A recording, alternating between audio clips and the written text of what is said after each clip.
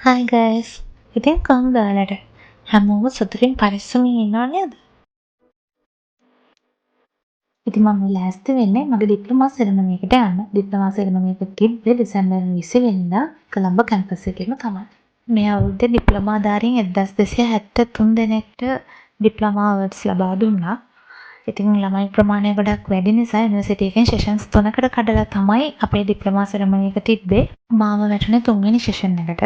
අපේ සෙෂන් එක පටන් ගත්තේ හවස 2ට. මම හවස 1යි කාලේ වගේ වෙනකොට මම යුනිවර්සිටි එකට ගියා.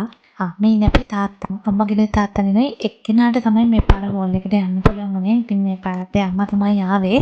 අම්මලා විතරයි සෙරමනි හෝල් එකට එක්කගෙන ගියේ. අපි වෙනම හෝල් එකක තමයි වාඩි වෙලා හිටියේ.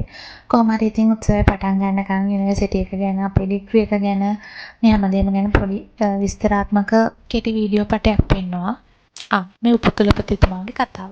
ඊට පස්සේ ඉතින් ඩිප්ලෝමා සාතික පත්‍ර ප්‍රදානය ආරම්භුණා. මගේ නම ඉතින් මුල්ම ලිස්ට් එකේ තමයි තිබ්බේ. ඒ නිසා ඔන්න මමත් අවෝඩ් එක ගත්තා. ඊට පස්සේ සෙරමනි එක ඉවරනාට පස්සේ අපි හැමෝටම ස්නැක් එකක් හම්බුණා. ඒකත් අරගෙන ඉතින් කට්ටිය දුවලා ගියේ තමන්ගේ ගෙදර කට්ටියව හොයාගෙන.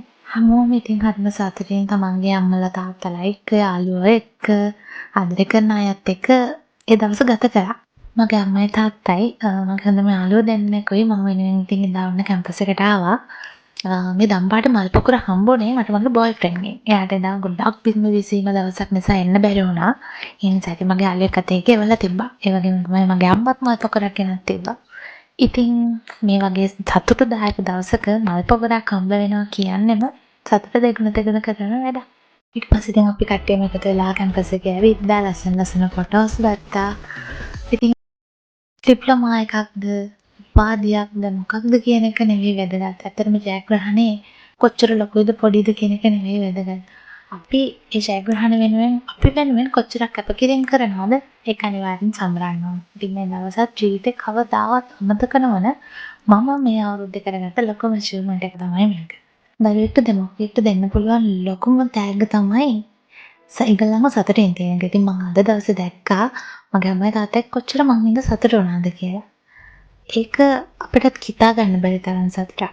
ඉතින් මගේ මේ සතුටුම දවසේ මතකයන් මාත් එක්ක බෙදාගත්තට ඔයාලටත් ගොඩාක් ස්තුතියි.